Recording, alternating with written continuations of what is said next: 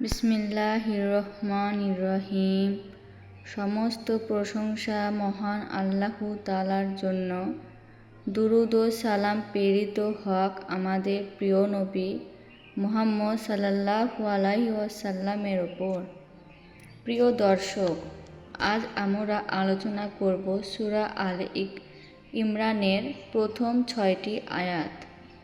এই 6টি আয়াতেই রয়েছে ঈমানের ভিত্তি, তাওহীদের ঘোষণা এবং মানুষের সৃষ্টির গভীর বাস্তবতা। আয়াত 1, আলিফ লাম মিম।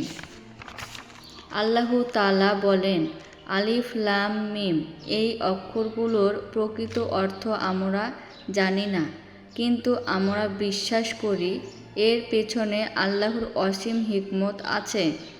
এটি যেন আমাদেরকে বলে, এই কোরআনের মানুষের রচনা নয়, এটি সেই আল্লাহর বাণী যিনি সবকিছুর স্রষ্টা।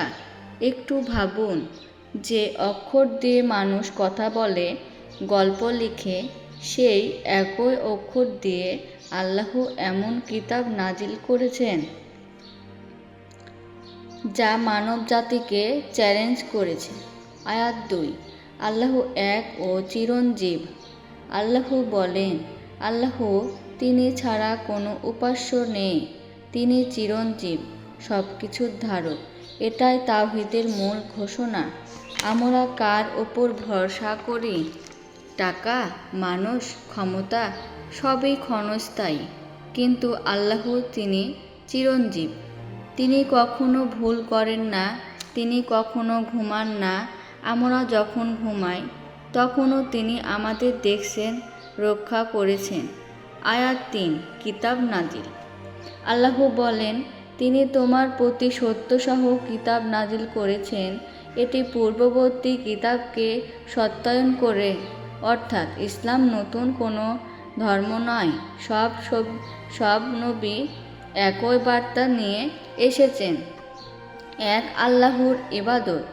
তাওরাত, ইনজিল সবই আল্লাহর পক্ষ থেকে, কিন্তু কোরআন হলো চূড়ান্ত, সংরক্ষিত ও পরিপূর্ণ কিতাব। আজ পৃথিবীতে অসংখ্য বই আছে, কিন্তু 1400 বছর পরেও এক অক্ষরও পরিবর্তন হয়নি। এই কোরআনের এটাই তার অলৌকিকতা। আয়াত 4, সতর্কবার্তা। আল্লাহ বলেন, যারা আল্লাহর আয়াত অস্বীকার করে তাদের জন্য কঠিন শাস্তি।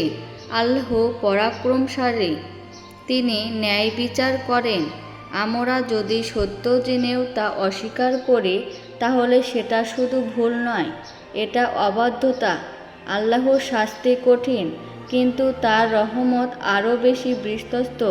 তিনি চান আমরা ফিরে আসি, তওবা করি, সত্যের পথে চলি।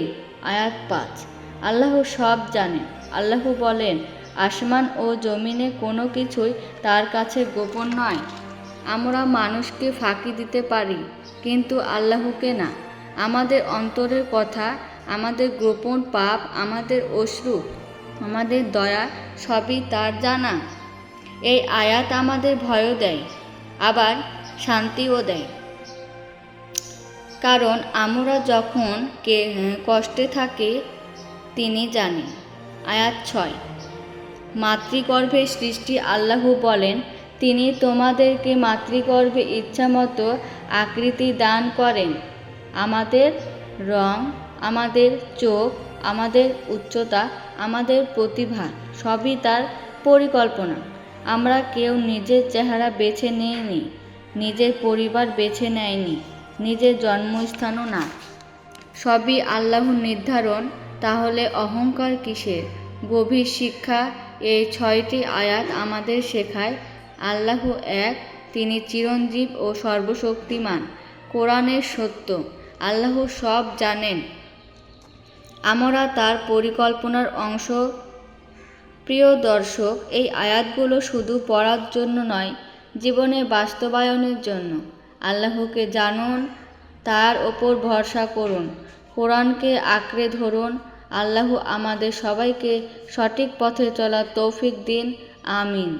ভিডিওটি ভালো লাগলে লাইক, শেয়ার ও সাবস্ক্রাইব করতে ভুলবেন না। আসসালামু আলাইকুম ওয়া রাহমাতুল্লাহি ওয়া বারাকাতুহু।